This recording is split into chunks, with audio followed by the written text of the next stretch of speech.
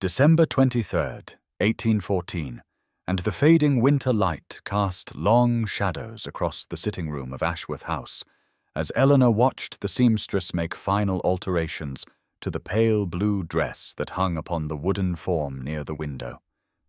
The gown was pretty enough, she supposed, though it mattered little what she wore to the Christmas Eve ball at Thornhill Manor tomorrow evening. At 27, Eleanor Ashworth had long since accepted her role in such gatherings,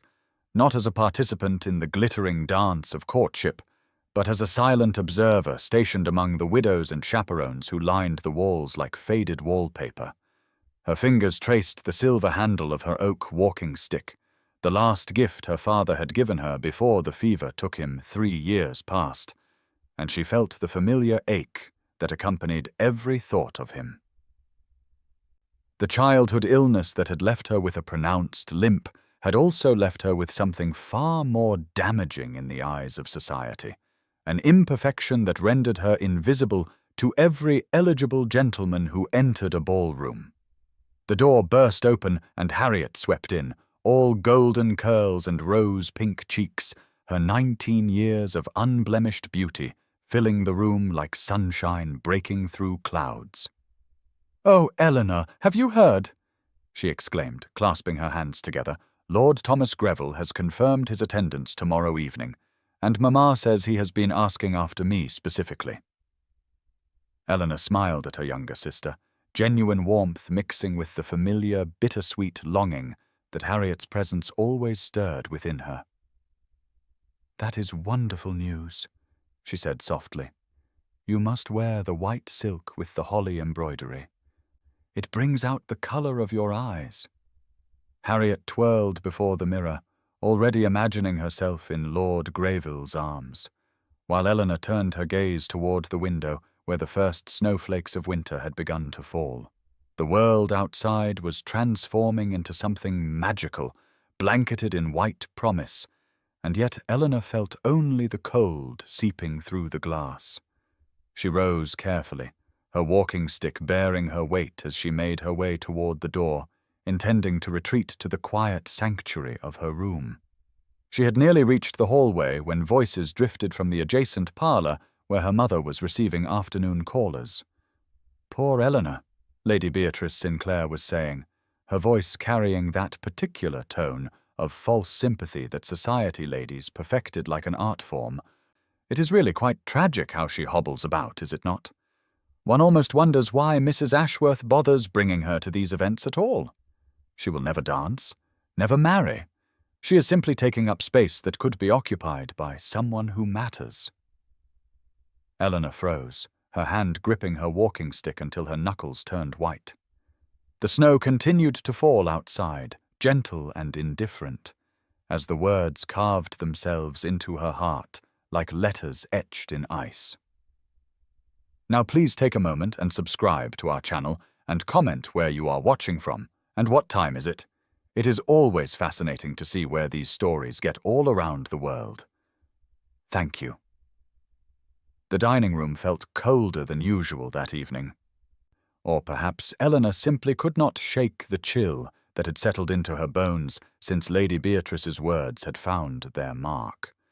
She sat in her customary place at the table, her book of poetry tucked beside her plate like a talisman against the conversation that swirled around her,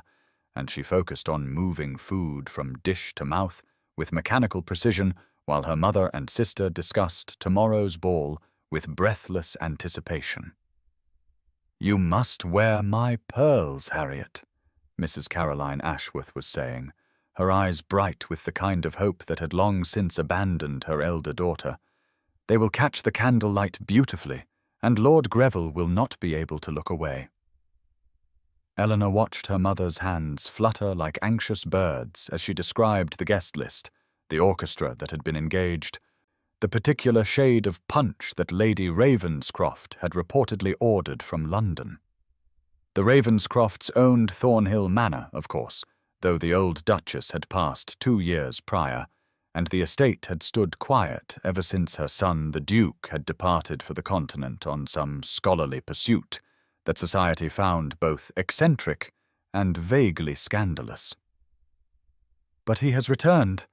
her mother continued, lowering her voice as though sharing a secret of tremendous import. "The Duke of Somerton himself will be in attendance tomorrow evening after 5 years abroad, and every mother in the county is positioning her daughter accordingly." Eleanor felt something stir beneath her resignation at this news, though she could not have said whether it was curiosity or merely the reflexive interest one takes in any disruption to established patterns. She thought briefly of feigning illness, of claiming a headache or a chill that would excuse her from attending, and the temptation was so strong she could taste it like bitter medicine on her tongue.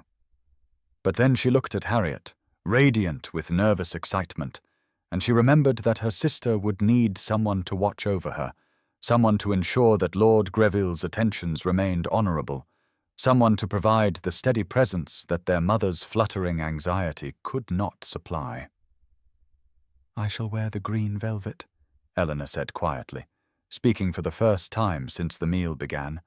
and her mother looked at her with momentary confusion, as though she had forgotten Eleanor would be attending at all. Yes, that will do nicely," Mrs. Ashworth replied absently, already turning back to Harriet with renewed enthusiasm about the positioning of curls and the application of rose water. Eleanor excused herself early, climbing the stairs to her modest bedroom where the fire had burned low and the shadows gathered in familiar corners. She opened her book of poetry and let the words wash over her like cool water, verses about winter and solitude and the quiet beauty of things that bloom unseen. Tomorrow she would sit among the wallflowers and watch her sister dance, and she would endure whatever cruelties Lady Beatrice chose to dispense, because that was what one did when one loved someone more than one feared pain. The snow continued falling outside her window, and Eleanor read until the candle guttered and died. December 24th, 1814. And the afternoon light was already beginning to fade as Eleanor sat before her dressing table, watching in the mirror as the maid arranged her dark hair into a simple coil at the nape of her neck. In the room adjacent, she could hear Harriet's excited chatter, and her mother's voice rising and falling with instructions about posture and the proper angle at which to hold a fan, and Eleanor felt the familiar sensation of being separate from their world, even while occupying the same house. The deep green velvet dress lay across her bed, its modest neckline and long sleeves a stark contrast to the daringly cut white silk that Harriet would wear, embroidered with delicate holly leaves that had taken a seamstress 3 weeks to complete. Eleanor reached for the small gold locket that rested in its worn leather rim, opening it to gaze upon the miniature portrait of her father that lay within, his kind eyes and gentle smile preserved forever in paint and memory. She fastened it around her neck and felt its weight against her chest like an anchor, something solid to hold on to when the evening's inevitable cruelties began. Her book of poetry was already tucked into her reticule, a secret comfort that would sustain her through the long hours of watching others dance while she sat motionless among the matrons and the forgotten. The maid finished her work and stepped back, and Eleanor was left alone with her reflection, a woman of 27 years, with unremarkable brown eyes and features that might have been called pleasant if anyone had bothered to look closely enough to form an opinion. She studied herself with the detachment of long practice, noting the way her green dress brought some color to her pale cheeks, the way the locket caught the candlelight, the way her expression had settled into something that resembled peace, but was truly only resignation. Somewhere deep within her chest, buried beneath years of careful suppression, there stirred a longing so fierce it frightened her, a desperate wish to be seen, to be wanted, to be asked to dance by someone who meant it. She pressed her palm flat against her heart as if to quiet the treacherous feeling, and reminded herself sternly that such wishes were not for women like her. The carriage would arrive in 2 hours, and outside the window the snow had accumulated into drifts of pristine white that transformed the familiar landscape into something from a fairy story. Eleanor rose carefully, reaching for her walking stick, and made her way to the door where she paused for one final glance at the mirror. Tonight she would sit in her designated corner and watch Harriet shine, and she would smile and nod and pretend that her heart was not breaking with every waltz she could not join. She would be invisible, as she always was, and perhaps that was for the best. The woman in the mirror looked back at her with something like understanding, and Eleanor turned away before the tears she refused to shed could betray her careful composure. The carriage wheels crunched through 6 inches of fresh snow as they approached Thornhill Manor, and Eleanor pressed her gloved hand against the frosted window to catch her first glimpse of the great house rising from the white landscape like something from a dream. Hundreds of candles blazed in every window, their golden light spilling out onto the snow and transforming the grounds into a glittering wonderland, and even Eleanor's carefully guarded heart could not help but stir at the sight. Harriet gasped with delight beside her, clutching their mother's arm and exclaiming about the grandeur of it all, while Mrs. Ashworth murmured prayers of gratitude that her youngest daughter would have such a stage upon which to shine. Eleanor said nothing, only gripped her walking stick more tightly and steeled herself for the evening ahead. The manor itself was a magnificent structure of honey-colored stone, its classical columns and tall windows speaking of old money and older traditions, and as their carriage joined the queue of vehicles depositing guests at the front entrance, Eleanor could hear the faint strains of music drifting through the cold night air. They entered through doors thrown wide in welcome, and immediately Eleanor was enveloped by warmth and sound and the heady scent of evergreen boughs that had been draped across every mantelpiece and wound around every banister. The great hall stretched before them, its ceiling soaring upward into shadows where crystal chandeliers hung like frozen waterfalls of light, and garlands of holly and ivy traced intricate patterns along the walls, while hundreds of beeswax candles filled the air with their sweet perfume. Eleanor allowed herself one moment of wonder before the familiar weight of self-consciousness settled upon her shoulders, and she began to scan the room for the quiet corner where she would spend her evening. The orchestra played from a gallery above, their music floating down like snow itself, and already couples were taking their positions for the first dance, while others clustered in groups to exchange gossip and observe the latest fashions. Eleanor spotted Lady Beatrice Sinclair holding court near the refreshment table, her red silk gown catching the candlelight as she leaned close to whisper something to her companions, and Eleanor deliberately turned away before their eyes could meet. She found her place among the wallflowers near a set of tall windows that overlooked the snow-covered gardens, settling into a gilt chair that seemed designed more for decoration than comfort, and arranged her green velvet skirts around her with the practiced movements of someone who had performed this ritual countless times before. From here she could watch Harriet being led onto the floor by Lord Greville, could see her mother beaming with barely contained hope, could observe the swirl of silk and satin as the dance began in earnest. The whispers reached her almost immediately, fragments of conversation that seemed to fill every corner of the room, and the name on everyone's lips was the same. "The Duke has returned," they murmured. "Somerton is here tonight." And Eleanor felt a strange flutter of curiosity even as she reached into her reticule to touch the familiar spine of her book. The first hour of the ball passed as Eleanor had known it would, with her seated among the widows and the wallflowers, while the rest of the world spun in graceful circles across the polished floor, and she watched Harriet dance with Lord Greville for the second time that evening, noting the way her sister's white gown caught the candlelight, and the way Lord Greville's hand rested perhaps a moment too long at her waist. The bittersweet ache in Eleanor's chest had become so familiar that she hardly noticed it anymore, this peculiar mixture of genuine happiness for her sister and a longing so deep it seemed to have no bottom, and she reached into her reticule to touch the spine of her poetry book like a talisman against despair. It was then that Lady Beatrice's voice cut through the music, carrying with that particular clarity that suggested the speaker knew exactly how far her words would travel, and Eleanor heard her own name spoken like something distasteful. "Poor Eleanor Ashworth," Lady Beatrice was saying to her companions, "dragged along like an old piece of furniture that one cannot quite bring oneself to discard. And really, what is the point of bringing her when she only sits there like a lame bird watching the others fly?" The laughter that followed was soft and cruel, and Eleanor felt her cheeks burn even as she kept her expression carefully neutral, her fingers tightening around the book in her lap until her knuckles turned white beneath her gloves. She should leave, she thought wildly, should claim a headache and retreat to the carriage where no one could see her shame. But something stubborn in her refused to give Lady Beatrice the satisfaction of witnessing her flight. Instead, she lifted her chin and turned her gaze toward the tall windows where frost had begun to trace delicate patterns on the glass.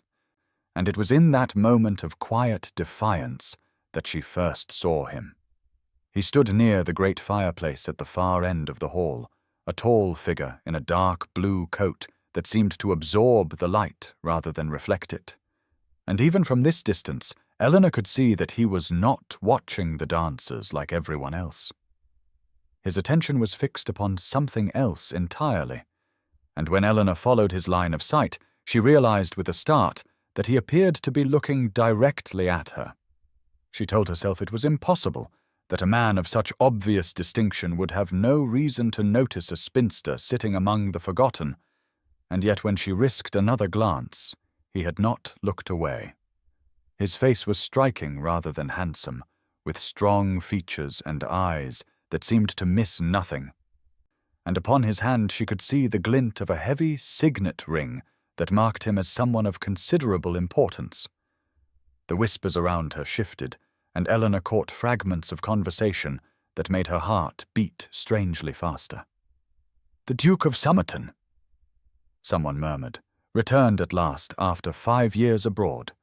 and Eleanor looked again at the man by the fireplace, only to find that he was now speaking with his host, while his gaze, impossibly, still seemed to drift toward the window, where she sat alone with her book and her wounded pride. The clock had struck 9, and still Eleanor sat in her chair by the frost-painted window, her book now open in her hands, though her eyes had long ceased to follow the familiar verses, and she found herself retreating further into that quiet place within herself where the whispers and the laughter could not reach her quite so sharply. She had watched Harriet dance with Lord Greville 3 more times, had observed her mother's face glowing with barely contained triumph, had noted the way Lady Beatrice's eyes kept sliding toward her corner with that particular expression of malicious amusement that Eleanor had come to know so well over the years.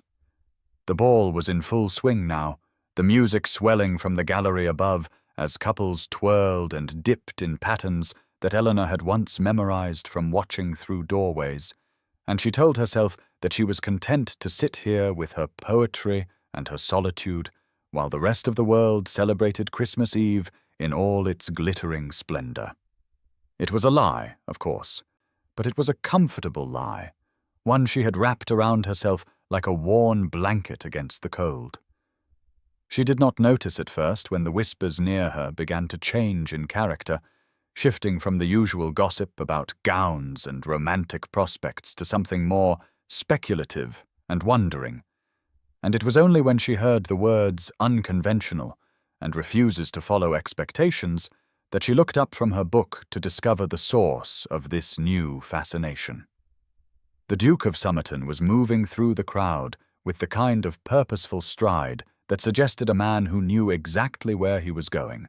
and to Eleanor's mounting confusion, that destination appeared to be the forgotten corner where she sat among the wallflowers. She watched him approach with growing disbelief, certain that he must be heading toward someone else,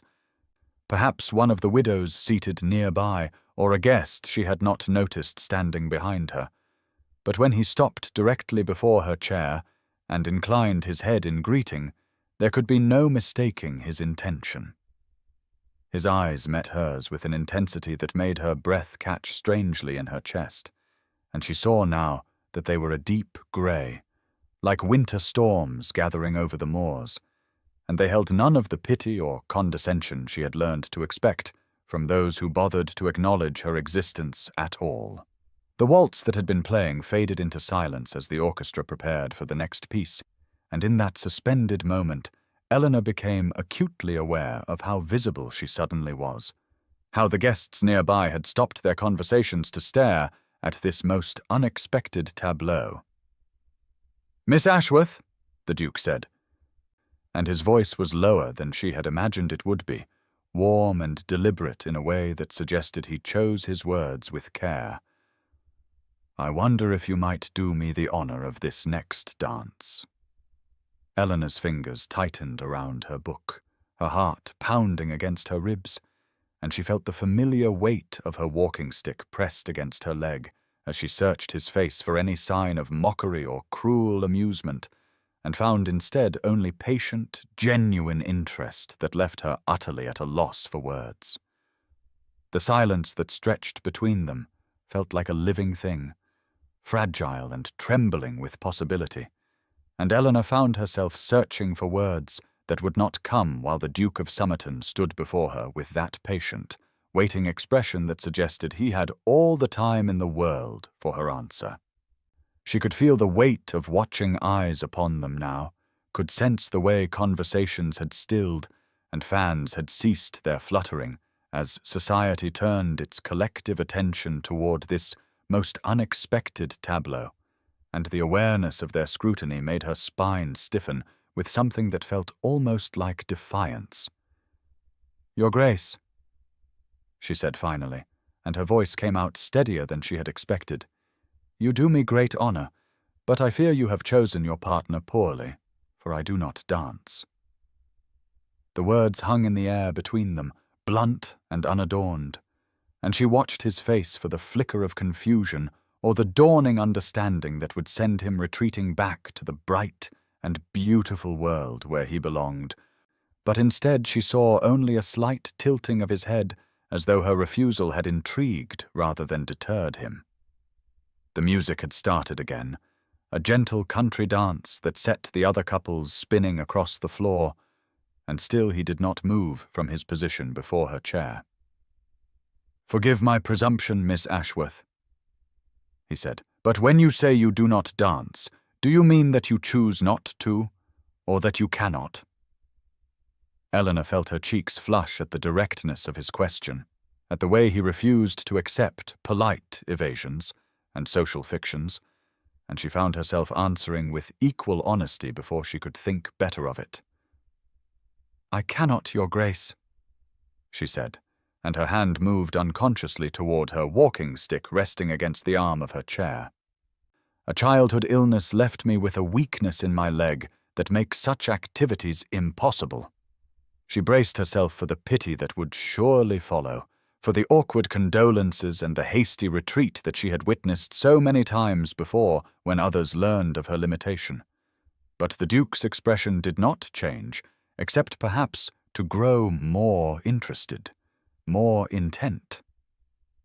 Lady Beatrice, watching from across the room in her red silk gown, wore an expression of such profound shock that Eleanor might have found it amusing under other circumstances, and somewhere beyond the Duke's shoulder she could see her mother's face frozen in bewildered confusion as she tried to make sense of what she was witnessing. "Then perhaps," the Duke said slowly, "you might permit me to sit with you instead, for I find myself quite weary of dancing and far more interested in discovering what book you have been reading with such absorption that you barely noticed the festivities around you." Eleanor looked down at the volume still clutched in her hands, at the gilt lettering on its spine that spelled out winter verses and other poems, and when she looked up again, she found that Frederick Ravenscroft had already claimed the empty chair beside her, settling into it as though he had every right to abandon his duties as host in favor of conversation with a spinster in a forgotten corner. And for the first time that evening, Eleanor felt something other than resignation stir within her chest. The grandfather clock in the corner chimed 9:30, its deep tones resonating through the ballroom and marking the passage of time that Eleanor had somehow lost track of entirely. For she could not quite believe that she had spent the better part of an hour in conversation with the Duke of Somerton, and that he showed no signs of wishing to be anywhere else. They had begun with the book of winter poems still open in her lap, and Frederick had asked her which verse she favoured most, and when she had recited a few lines about snow falling on silent fields, he had smiled in a way that transformed his rather stern features into something approaching warmth, and told her that he had read the same collection while travelling through the Alps 3 years past. He spoke of his time abroad with an enthusiasm that surprised her, describing not the grand tours and social conquests that young men of his station typically boasted of, but instead the libraries he had visited in Vienna, and the manuscripts he had studied in Florence, and the months he had spent in a small Italian monastery, translating texts that had not been read in centuries. Eleanor found herself leaning forward in her chair, her walking stick forgotten, her awareness of the watching crowd fading to a distant murmur as she listened to him describe a world she had only ever imagined through the pages of books. "You would appreciate the library here at Thornhill," he said, and there was something almost shy in the way he offered this, as though he were extending an invitation to something more precious than a mere collection of volumes. "My father spent his life building it, and I have continued his work, and there are now more than 3,000 books waiting to be explored by someone who would truly value them." Eleanor could feel Harriet's curious gaze upon her from the dance floor, where she still moved through the figures with Lord Greville, could sense the whispers growing louder among the guests who could not understand why the Duke of Somerton had abandoned his duties to sit with the crippled spinster in the corner, but for once she found that she did not care what they thought or said. "Tell me, Miss Ashworth," Frederick said, and his grey eyes held hers with an intensity that made her pulse quicken in a way she had never experienced. "If you could have anything at all from this evening, if there were no limitations and no watching eyes and no expectations to constrain you, what would you wish for?" The question caught her off guard with its directness, with its genuine desire to understand her heart rather than make polite conversation, and before she could stop herself, she heard her own voice speaking a truth she had never admitted to anyone. "I would wish to dance," she said softly, and the words felt like a confession drawn from the deepest part of her soul, just once, without everyone staring at me, without wondering what they are thinking or knowing that they pity me or find me amusing. I would wish to know what it feels like to move to music without shame. Frederick's expression changed in a way she could not quite interpret, something flickering behind his eyes that looked almost like determination, and he nodded slowly, as though she had just told him something of profound importance that he intended to remember. The clock had not yet finished its final resonant chime when a footman appeared in the doorway of the ballroom, his voice carrying across the candle-lit space with the announcement that supper was now being served in the adjacent dining hall, and Eleanor felt something cold settle in her chest as she watched the guests begin to stir from their conversations and drift toward the promise of food and wine and continued gossip. She knew what would happen now, knew it with the certainty of someone who had attended dozens of such events, and understood precisely how the evening would unfold, for the Duke of Somerton would be required to lead the procession into supper, would be expected to sit at the head of the table and make polite conversation with the most distinguished guests, and their strange interlude would fade into memory like morning frost beneath the sun. Frederick had risen from his chair beside her, and she prepared herself for the gracious farewell, for the polite words that would signal the end of whatever magic had briefly touched her life. But instead of offering his arm to some worthy dowager or titled lady, he turned to look at her with an expression she could not quite decipher.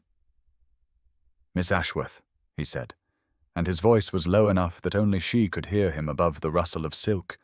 and the murmur of voices moving toward the supper room. "I must ask something of you that may seem strange, and I hope you will trust me enough to grant it." Eleanor felt her heart quicken in her chest, felt the familiar flutter of hope that she had spent so many years learning to suppress. And she nodded without knowing what she was agreeing to, because something in his grey eyes told her that this moment mattered more than she could understand. "Stay here," he said. "Do not move from this spot, and wait for me." And before she could ask what he meant, or why he was making such an unusual request, he had turned and walked away toward the supper room, his tall figure disappearing through the doorway, along with the last trailing guests, until Eleanor found herself alone in the vast ballroom, with only the orchestra remaining in their gallery above and the candles burning lower in their crystal chandeliers. She sat in her chair by the tall, frost-traced windows and watched the snow falling beyond the glass, watched the way the flakes caught the light from within and seemed to glow like tiny stars descending from heaven. And she told herself that she was foolish to wait, foolish to hope, foolish to believe that a duke would return to a spinster with a limp when the whole glittering world of society waited for him in the next room. The minutes stretched like hours as the sounds of distant conversation and clinking glasses filtered through the closed doors, and Eleanor's hand found its way to the gold locket at her throat, to the small portrait of her father that she carried always against her heart, and she wondered what he would say if he could see her now, alone in an empty ballroom, waiting for something that could not possibly come true. The great doors of the ballroom had been closed now, she noticed, the tall carved panels fitted together so precisely that not even a sliver of light from the corridor beyond could penetrate the seal, and Eleanor wondered if she had simply been forgotten here in this vast, glittering space while the rest of the world moved on to supper and conversation and all the ordinary pleasures of a Christmas Eve celebration. The 8 musicians in the gallery above had not departed with the other guests, she realized, and this struck her as strange, for surely they too would wish to take their refreshment, yet they remained at their posts with instruments ready as though awaiting some signal she could not perceive. The candles had burned lower in the hours since the ball began, their flames casting longer shadows across the polished floor, where so many couples had danced while she sat watching from her chair by the frost-traced windows, and the snow beyond the glass was falling more heavily now. Great white flakes descending through the darkness like feathers shaken from some celestial pillow. She should leave, she told herself, should take up her walking stick, and make her way to the supper room where her mother and Harriet would be wondering what had become of her, should accept that whatever strange interlude had passed between herself and the Duke of Somerton had been nothing more than a gentleman's kindness to an awkward spinster, and yet she found that she could not bring herself to move from the spot where he had asked her to wait. The sound of footsteps reached her ears then, measured and deliberate, coming not from the direction of the supper room, but from somewhere deeper within the manor. And when she turned her head, she saw Frederick emerging from a side door she had not noticed before. His dark blue coat immaculate, and his grey eyes fixed upon her face with an intensity that made her breath catch in her throat. He walked toward her across the empty expanse of the ballroom floor, and as he drew closer, she became aware of subtle movements around the edges of the room, footmen in Ravenscroft livery quietly closing the remaining doors, drawing heavy velvet curtains across the windows until only the candlelight remained to illuminate the space, and she understood then that something extraordinary was happening, though she could not quite believe the evidence of her own senses. "Miss Ashworth," Frederick said when he stood before her once more, and his voice was gentle but carried clearly through the sudden hush that had fallen over the room, "I have done something rather unconventional, and I hope you will forgive me for it." He gestured to the empty ballroom around them, to the closed doors and the waiting orchestra, and the soft glow of 100 candles reflected in the polished floor. And when he spoke again, His words were the most astonishing she had ever heard in all her 27 years of quiet, invisible existence. "I have cleared the room for you," he said simply, "so that you might dance without a single eye upon you save mine." Eleanor could not speak, could not breathe, could not do anything but stare at this man who had done the impossible, who had taken her whispered confession about wishing she could dance without being watched and transformed it into reality with the casual authority of a duke who understood that power meant nothing if it could not be used to create moments of grace for those who had been denied them. The tears she had fought against all evening rose unbidden to her eyes, and she pressed her fingers to her lips as though she could hold back the emotion that threatened to overwhelm her. But Frederick simply stood before her with patience written across his features, making no move to rush her, offering no false comfort, simply waiting for her to find her way through the storm of feeling that his gesture had unleashed. "Why?" she finally managed to whisper, and her voice was rough with the tears she could not quite contain. "Why would you do this for me?" And she heard in her own words all the years of invisibility, all the nights spent watching others dance while she sat forgotten among the chaperones, all the cruel whispers and pitying glances that had taught her to expect nothing from the world but the quiet dignity of endurance. Frederick stepped closer then, and she watched as he drew off his gloves with deliberate care, tucking them into the pocket of his dark blue coat. And when he spoke, his voice was low and certain in a way that made her heart ache with something she was afraid to name. "Because I have spent the last hour watching you, Miss Ashworth," he said, "and I have seen something that I suspect very few people have bothered to look for." And the way he spoke made it clear that he was not offering flattery or pity, but something far more valuable, the simple truth of genuine recognition. "I saw you sitting by these windows with your book of winter poems," he continued, "and I saw the way you lifted your chin when Lady Beatrice made her cruel remarks, refusing to give her the satisfaction of seeing you wounded, and I saw intelligence and grace and a dignity that puts half the preening peacocks in that supper-room to shame." Eleanor felt something crack open inside her chest, some wall she had built over years of disappointment and resignation, and she understood that this man saw her, truly saw her, not as the spinster with the limp or the unfortunate elder Ashworth sister, but as Eleanor, a woman with thoughts and feelings and a heart that had never stopped longing for exactly this: to be noticed, to be valued, to be offered something more than the pitying tolerance of a society that had written her off years ago. The orchestra above began to play a waltz, soft and slow and achingly beautiful, and Frederick extended his bare hand toward her, his grey eyes holding hers with an intensity that made her feel as though she were the only woman in the entire world. "Miss Ashworth," he said, and his voice was tender now, "will you honor me with this dance? Here where no one can see us,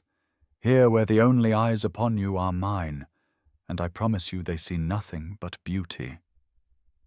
She placed her hand in his, and the warmth of his bare palm against her fingers sent a tremor through her entire body, a sensation so foreign, after years of careful distance, that she almost pulled away from the intensity of it. But Frederick's grip was gentle and sure as he drew her toward the center of the empty ballroom floor, where the candlelight pooled like liquid gold upon the polished wood. His other hand came to rest at her waist, the pressure of his fingers light against the deep green velvet of her gown, and Eleanor found herself looking up into grey eyes that held no trace of the pity she had learned to expect, only a quiet joy that seemed to mirror the unfamiliar feeling blooming in her own chest. The orchestra above began the waltz in earnest now, the melody slower than the dances she had watched all evening, as though the musicians understood instinctively that this moment required a different tempo, a gentler rhythm that would allow two people to find their way to each other without haste. She took her first step and felt the familiar hitch in her movement, the weakness in her left leg that had defined her existence for so many years. But Frederick moved with her as though he had anticipated exactly how her body would respond, adjusting his own stride so seamlessly that she barely noticed the accommodation. They turned together beneath the soft glow of 100 candles, and Eleanor realized with something approaching wonder that she was dancing, truly dancing, not the careful shuffling she had sometimes attempted in the privacy of her own chamber, but an actual waltz with a partner who held her as though she were precious. The snow continued to fall beyond the tall windows, visible now only as a pale shimmer against the darkness beyond the glass, and she thought that she had never seen anything so beautiful as this moment, this impossible gift that Frederick had created for her out of nothing but observation and kindness, and a willingness to defy every convention that governed their world. Her gown whispered against the floor as they moved, the velvet catching the light and releasing it again with each turn. And she became aware that her walking stick stood forgotten against the chair by the window where she had left it, unnecessary now in the circle of Frederick's arms. He was watching her face with an expression she could not quite name, something between tenderness and triumph, and when he spoke his voice was low enough that only she could hear it above the sweet strains of the waltz. "You dance beautifully, Miss Ashworth," he said, and there was no condescension in his tone, no surprise that she could manage even this simple pleasure, only the honest appreciation of a man who saw what others had refused to see. Eleanor felt something shift inside her then, some final resistance crumbling away, and she allowed herself to smile, truly smile, for the first time in longer than she could remember. The clock in the corner showed 10:30, and midnight approached with all its promise of Christmas and new beginnings and the extraordinary possibility that she might deserve happiness after all. The music faded slowly, the final notes of the waltz dissolving into the candle-lit silence like snowflakes melting upon warm skin, and Eleanor found herself standing in the circle of Frederick's arms with her heart beating so loudly she was certain he must hear it echoing off the empty walls of the great ballroom. Neither of them moved for a long moment, and she became aware that his hand still rested at her waist, that her fingers still lay curled within his palm, that they stood closer now than propriety would ever permit if there had been witnesses to observe them. The clock in the corner showed midnight, and she knew with a certainty that settled into her bones like winter cold that this evening had changed the entire trajectory of her existence, had rewritten every assumption she had carried about her place in the world and her chances for happiness. Frederick released her slowly, almost reluctantly, and stepped back just enough to look into her face with those grey eyes that seemed to see everything she had spent years hiding from the world. "Miss Ashworth," he said, and his voice was rough with something she dared not name. "I find myself unwilling to let this evening end without securing the promise of another meeting." And the formality of his words was softened by the way he reached out to brush a strand of hair from her cheek, a gesture so tender that she felt tears threaten again at the corners of her eyes.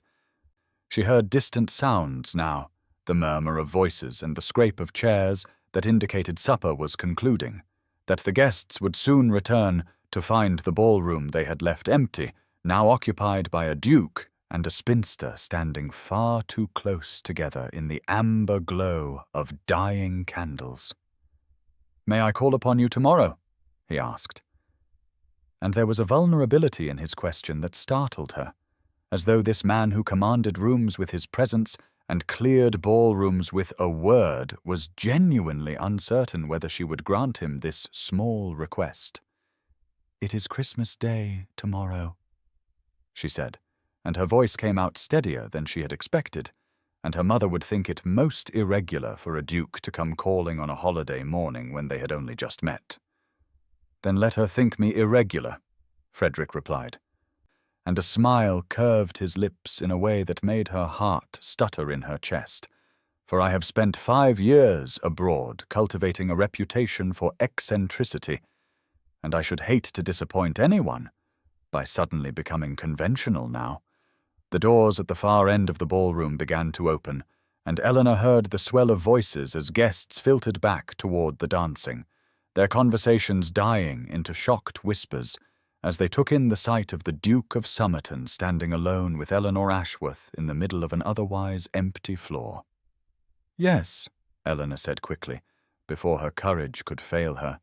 before the weight of watching eyes could crush the fragile hope that had bloomed in her chest over the past hours. "Yes, you may call tomorrow." And she watched his smile widen into something that looked remarkably like joy. Harriet appeared at the edge of Eleanor's vision, her white gown catching the candlelight as she stared at her elder sister with an expression of pure astonishment. And Eleanor realized that everything had changed, that she would never again be simply the invisible spinster sitting among the chaperones, that Frederick Ravenscroft had seen her, and in seeing her, had made her visible to the world at last. Eleanor woke to pale winter light filtering through frost-etched windows and the muffled silence that only fresh snow could bring, and for one disorienting moment she lay perfectly still beneath her covers, uncertain whether the events of the previous evening had been real or merely the most vivid dream her lonely heart had ever conjured to torment her. She pressed her fingers to her lips, as though she might find some physical evidence of the hours she had spent in Frederick's company, some proof that a duke had truly cleared a ballroom for her, had held her in his arms as they waltzed alone beneath candlelight, while snow fell beyond the tall windows of Thornhill Manor. The gold locket containing her father's portrait lay cool against her collarbone, and she touched it now as she had touched it 1,000 times before when she needed courage, when she needed to remember that someone had once looked at her with love and seen something worth cherishing. The clock on her mantel showed 8:30, and she could hear movement elsewhere in Ashworth House, the sounds of servants preparing Christmas breakfast, the distant murmur of her mother's voice giving instructions about the day's arrangements. Eleanor rose slowly, her left leg stiff from the dancing she had done after years of sitting on the sidelines, and crossed to her window, where she pushed aside the curtain to reveal a world transformed by 6 inches of pristine white snow that covered the garden and the lane beyond, the tracks of some early morning creature, the only marks upon its perfect surface. She dressed carefully in a simple morning gown, her fingers trembling slightly as she fastened the buttons, and made her way downstairs to find her mother and Harriet already seated at the breakfast table with plates of eggs and toast before them, their conversation dying into curious silence as Eleanor appeared in the doorway. Her mother's eyes held a strange new calculating quality as she studied her elder daughter, as though seeing her for the first time in years, while Harriet simply smiled with an expression of genuine warmth that made Eleanor's chest tighten with unexpected emotion. "I did not dream it then," Eleanor said quietly as she took her seat, and Harriet reached across the table to squeeze her hand in a gesture of sisterly solidarity that brought tears to Eleanor's eyes. "He watched you all evening," Harriet said, her voice low enough that their mother could not hear from her position at the head of the table. "I saw him standing by the fireplace, and his eyes never left you, not even when Lady Beatrice tried to catch his attention, and I thought surely I must be mistaken. But I was not, Eleanor. I was not mistaken at all." Before Eleanor could respond, before she could give voice to the hope and terror warring in her chest, the sound of carriage wheels crunching through snow reached them through the windows, and a footman appeared in the doorway with an expression of barely concealed astonishment. "The Duke of Somerton's carriage," he announced, approaching the house, and Eleanor felt her heart stop in her chest before resuming its rhythm at twice its normal pace, because Frederick had promised to call, and Frederick had kept his word. Eleanor rose from her chair so quickly that she nearly upset her teacup, and her mother was already adjusting her cap and smoothing her morning dress with the air of a woman who had never in her life expected a duke to come calling at Ashworth House on Christmas morning, let alone a duke who had spent the previous evening dancing with her elder daughter while the rest of society watched in stunned disbelief. The footman barely had time to announce him properly before Frederick swept into the sitting room, with snow still dusting the shoulders of his greatcoat, and his grey eyes finding Eleanor's face immediately, as though she were the only person in the room worth seeing, as though her mother and Harriet had faded into mere shadows against the wallpaper. "Your Grace?" Mrs. Ashworth began, her voice pitched higher than usual with nervous excitement. "What an unexpected honor on this Christmas morning!" And Frederick turned to her with perfect courtesy, even as his gaze kept drifting back to Eleanor, who stood frozen beside her chair with her heart pounding beneath the gold locket at her throat. "I hope you will forgive the informality of calling so early," he said, "but I found myself unable to wait any longer to fulfill the promise I made last evening," and he held out a package wrapped in brown paper and tied with a green ribbon that matched the color of the dress Eleanor had worn to the ball. She took it with trembling fingers, aware of her mother's sharp intake of breath and Harriet's encouraging smile, and when she pulled away the wrapping, she found herself holding a book bound in burgundy leather with gilt lettering on the spine, a rare first edition of the same collection of winter poems they had discussed the night before, the very book she had been reading when he first approached her by the window. "I searched my library this morning," Frederick said quietly. And his voice was meant for her alone, despite the audience watching their every exchange, "and I remembered that you said your copy was borrowed and must be returned, and I thought perhaps you might like one of your own to keep." Eleanor pressed the book against her chest, as though it were something infinitely precious, and she felt the tears threatening again, because he had listened. He had remembered.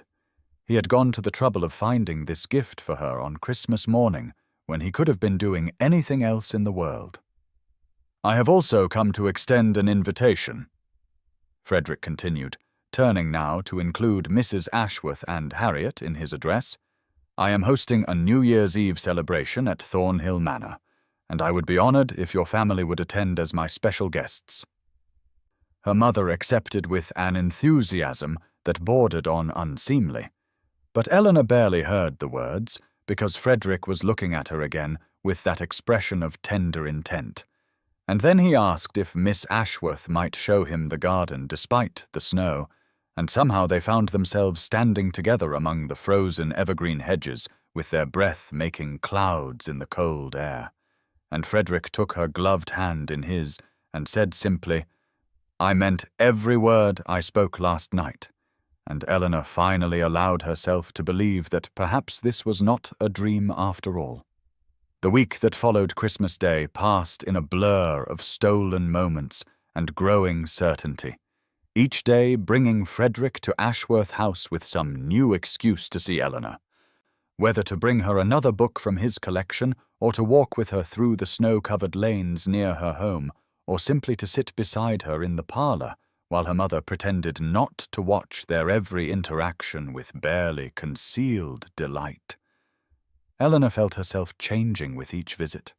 felt the walls she had built around her heart crumbling brick by brick, as Frederick continued to look at her with that expression of genuine admiration that she was finally beginning to trust. And by the time New Year's Eve arrived, and the Ashworth family carriage rolled up the long drive to Thornhill Manor for the second time in a week, she found that the nervous dread she had carried to the Christmas ball had transformed into something closer to eager anticipation. The manor glittered with candlelight as they entered, the great hall filled with guests who turned to watch Eleanor's arrival with expressions far different from the dismissive glances she had endured her entire life. And she realized with a start that society had already begun to accept what she herself was only now coming to believe, that the Duke of Somerton had chosen her, and that his choice had elevated her in ways she had never imagined possible. Frederick appeared at her side within moments of her arrival, his grey eyes warm with welcome, as he took her gloved hand and raised it to his lips in a gesture that made her mother gasp audibly and Lady Beatrice Sinclair turn an interesting shade of purple across the room. "I have something to show you," he murmured near her ear, and Eleanor allowed him to lead her away from the crowded hall and down a corridor she had not seen before. Their footsteps echoing on polished marble until they reached a set of heavy oak doors that he pushed open to reveal the library he had mentioned on that first magical evening. Eleanor stepped inside and felt her breath catch in her throat, for the room stretched before her in magnificent splendor. 3,000 volumes lining walls that rose 2 stories high, a rolling ladder attached to brass rails, leather armchairs positioned before a fireplace, where flames crackled and danced, casting golden light across Persian carpets and mahogany tables scattered with maps and manuscripts. "This is where I spent most of my years abroad," Frederick said softly as he closed the door behind them. "Corresponding with scholars and collectors, building this library book by book, and I used to imagine sharing it with someone who would understand its value, someone who would see these volumes not as mere decoration, but as doorways to other worlds." Eleanor moved through the space as though in a dream, her fingers trailing along leather spines, reading titles in Latin and Greek and French, recognizing treatises on philosophy and history and natural science alongside the poetry collections she loved so dearly. And when she turned back to Frederick, she found him watching her with an expression that made her heart pound against her ribs. "I wanted you to see this," he said, stepping closer until only inches separated them, "because I wanted you to see your future." And the clock on the mantel showed 20 minutes until midnight, as Eleanor finally understood what this evening would bring. The firelight cast dancing shadows across Frederick's face as he turned to Eleanor with an expression that made her breath catch in her throat, and she saw in his grey eyes something that looked very much like reverence as he reached into his waistcoat pocket and withdrew a small velvet box that gleamed dark blue in the flickering light. "Eleanor," he began, and his voice was lower than she had ever heard it, roughened by emotion that he made no attempt to conceal. "I have spent the past week trying to find the words to tell you what you have come to mean to me, but every phrase I compose feels inadequate to the truth of what I feel when I am in your presence." She opened her mouth to speak, but he held up one hand gently, asking with that simple gesture for permission to continue, and she nodded because she could not have formed words even if she had known what to say. "I know what society has told you about yourself," he said, stepping closer until she could see the firelight reflected in his eyes like tiny flames. "I know they have called you a spinster and whispered about your limp and dismissed you as though you were somehow less worthy of love because you do not fit their narrow definition of desirability." His voice grew fiercer now, passionate in a way that made her heart pound against her ribs. "They are fools, Eleanor. Blind fools who cannot see that true beauty lies not in perfect features or graceful dancing, but in the courage to maintain one's dignity in the face of cruelty, in the intelligence that shines from your eyes when you speak of poetry, in the quiet strength that allows you to endure their mockery without becoming bitter or cruel yourself." He opened the velvet box to reveal a ring that stole her breath, a sapphire surrounded by diamonds that caught the firelight and scattered it into 1,000 tiny stars. "This ring belonged to my grandmother," he said softly, "a woman who was told she would never marry because she spoke her mind too freely and cared more for books than ballrooms. And she wore it for 50 years as the Duchess of Somerton while proving every doubter wrong." Eleanor felt the tears sliding down her cheeks now, hot and unstoppable, and she did not try to hide them because Frederick was looking at her as though her tears were precious rather than embarrassing, as though every emotion she felt mattered to him deeply. "I am asking you to wear this ring," he continued, sinking to one knee before her on the Persian carpet, while the fire crackled and the clock on the mantel showed 5 minutes until midnight. "I am asking you to become my wife, my duchess, my partner in all things, and I am asking not despite your differences from other women, but because of them." The poetry book he had given her on Christmas morning sat visible on the table beside them, a tangible reminder of how he had listened, how he had remembered, how he had seen her when no one else would bother to look. "Eleanor Ashworth," Frederick said, his voice barely above a whisper now. "Will you marry me?" The clock on the mantel began to strike midnight,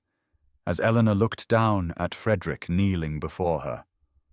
his grey eyes reflecting the firelight and holding an expression of such open vulnerability that she felt her last defences crumble into dust, and she realized in that moment that she had spent 27 years believing herself unworthy of exactly this, of a man who would kneel before her and offer her not pity but partnership, not charity but genuine love, and she was tired of believing the lies that society had whispered about her since childhood. "Yes," she breathed, and the word emerged stronger than she expected, carrying with it all the hope she had suppressed for so long. "Yes, Frederick, I will marry you."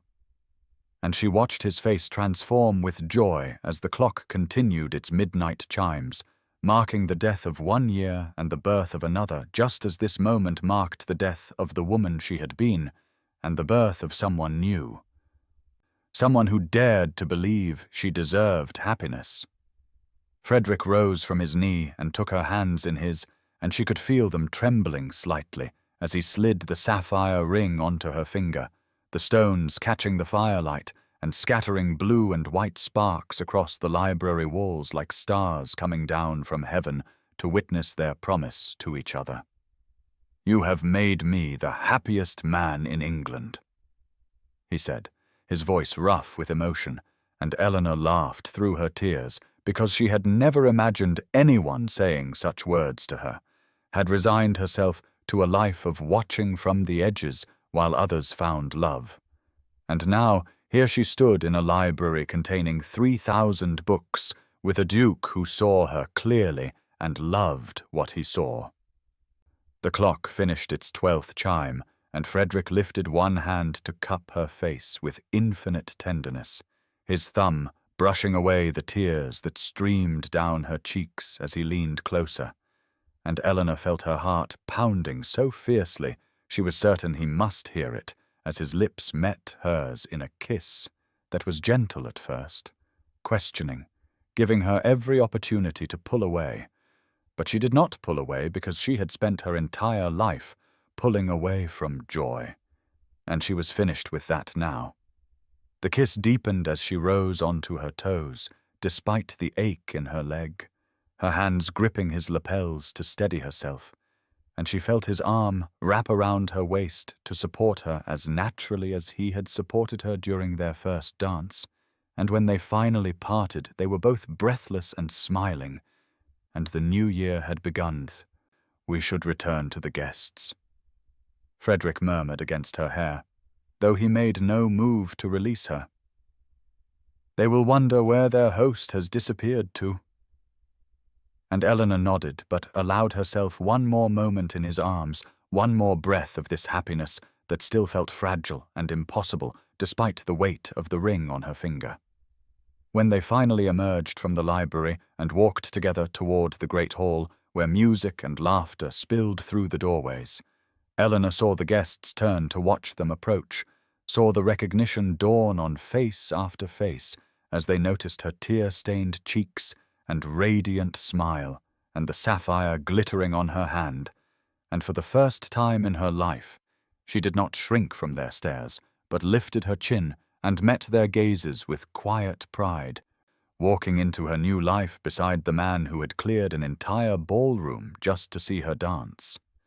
The weeks that followed their engagement passed in a blur of joy and preparation that Eleanor could scarcely believe was real, and she found herself touching the sapphire ring on her finger dozens of times each day as though to confirm that she had not invented the entire extraordinary turn her life had taken since that Christmas Eve, when a duke had cleared an entire ballroom just to see her dance. The wedding was set for February the 14th, a date Frederick had chosen with a soft smile and a murmured comment about Valentine's Day being appropriate for a love story that had begun with poetry and continued with prose, and Eleanor had laughed and agreed, even as her heart swelled with the knowledge that this man, this remarkable man, wanted the world to know he was marrying her for love, rather than convenience or obligation. Society had adjusted to the news with varying degrees of grace, and Eleanor took quiet satisfaction in watching Lady Beatrice Sinclair struggle to reconcile her previous cruelty with her current need to curry favor with the future Duchess of Somerton, the same woman she had mocked as a limping spinster, now receiving invitations to every fashionable gathering in the county. Eleanor declined most of these invitations, preferring to spend her time at Thornhill Manor with Frederick, wandering through the library he had promised her, or sitting together by the fire while he read aloud from the poetry books they both loved, and she discovered that happiness was not a destination she had been unworthy of reaching, but rather a home she had simply never been shown the door to before. Harriet had accepted Lord Thomas Greville's proposal on Twelfth Night, and the sisters found themselves planning weddings together in a way that Eleanor had never imagined possible, their relationship transformed by the change in Eleanor's circumstances and by Harriet's genuine delight in her elder sister's happiness. Their mother Caroline had undergone perhaps the most dramatic transformation of all, suddenly remembering Eleanor's many virtues and speaking of her as though she had always known her eldest daughter was destined for greatness. And while Eleanor recognized the hollowness of this belated appreciation, she chose to accept it with grace rather than bitterness, because she had learned that holding on to old wounds only prevented new joys from taking root.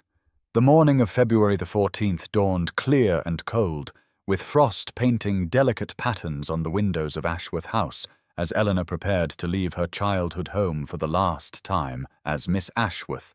and she stood before the mirror in her wedding gown of ivory silk and saw not the flaws that society had catalogued for 27 years, but the woman Frederick saw when he looked at her, a woman of dignity and intelligence and quiet strength who deserved every happiness that was coming to her.